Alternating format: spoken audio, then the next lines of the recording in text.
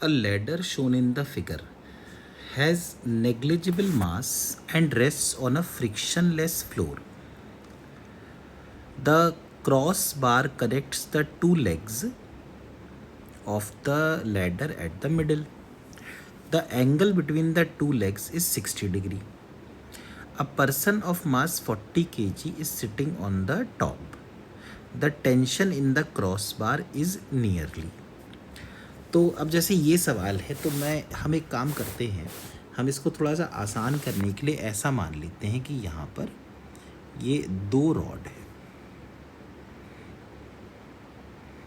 एक तो ये है रॉड, लैडर को ही हम दो दो अलग रॉड मान सकते हैं, और ये है ग्राउंड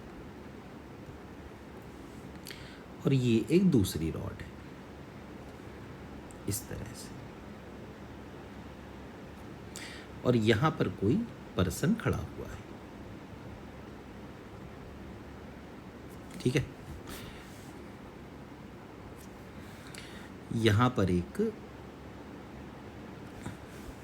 क्रॉस बार है और ये 1 और 1 लिखने का मतलब कि ये बिल्कुल बीच में है इसके। तो अगर हम देखें तो ये पर्सन जो है इस पर एक mg लग रहा होगा नीचे, mg मतलब कि 400, और इस आदमी पर ही जो ये लैडर है ये ऐसे कुछ नॉर्मल रिएक्शन n1 लगा रही होगी ऊपर। तो इस पर्सन पर लैडर ने जो नॉर्मल रिएक्शन लगाया n1 वो जरूर 400 न्यूटन के बराबर होगा।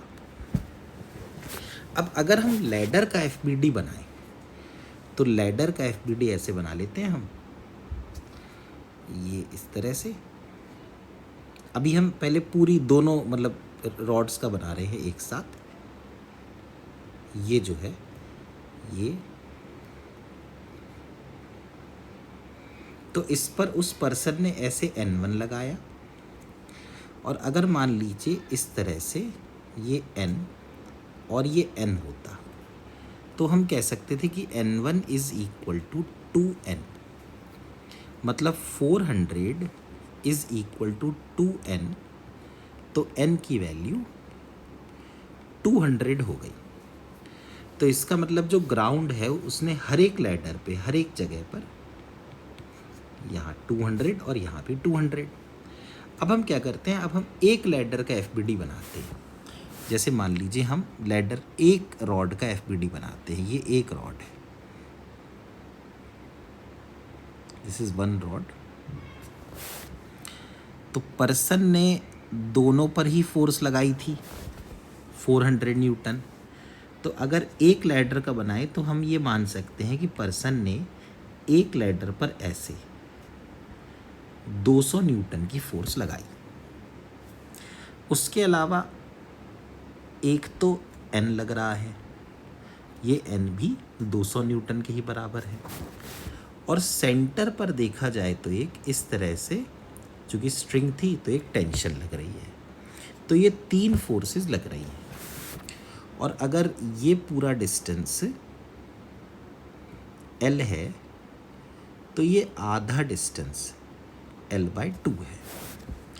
तो अगर हम ये जो पॉइंट है इसको एक्सिस मान लें तो आप खुद देखिए कि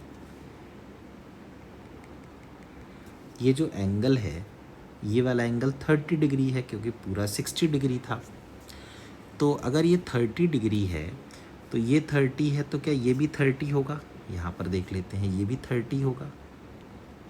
तो इस n का एक कंपोनेंट इस तरफ आएगा n cos 30, और एक कंपोनेंट आएगा n sin 30।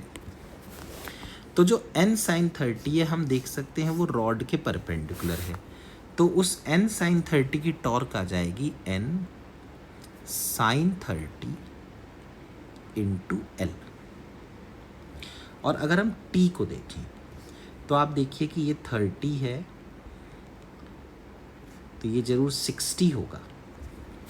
तो t का एक कंपोनेंट ऐसे आया t cos 60, और एक कंपोनेंट आया t का टी साइन 60। तो चूंकि टी साइन 60 इस रॉड के परपेंडिकुलर आ रहा है, तो टी साइन 60 टॉर्क आएगी T sine 60 into L by 2। तो एन की वैल्यू तो 200 है, साइन 30 होता है 1/2 इंटू एल। टी साइन 60 होता है √3/2 इंटू एल बाई 2। तो ये 2 और 2 कैंसिल हो गया, एल और एल कैंसिल हो गया, तो टी की वैल्यू आ गई 400/√3। तो इसको हम रैशनलाइज कर देते हैं, तो ये बन जाएगा 400√3/3, यानी टी बन जाएगा 400 इंटू 1.732/3। तो 4 2 ज़ा 8, 4 3 ज़ा 12, 4 7 ज़ा 28, तो 29, और 4 1 ज़ा 4, 5 6, और 2 0 है अपॉन 3। तो टी की वैल्यू आ गई 2.307 इंटू 100, यानी टी की वैल्यू 230.7 न्यूटन के बराबर